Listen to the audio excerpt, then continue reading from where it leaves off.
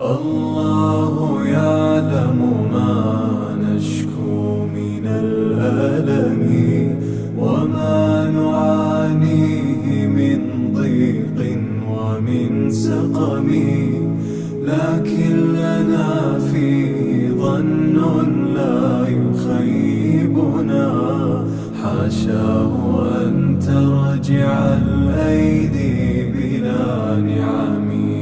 كم جاد من فضله قبل السؤال، وكم أعطى وأغنى بمحض الجود والكرم.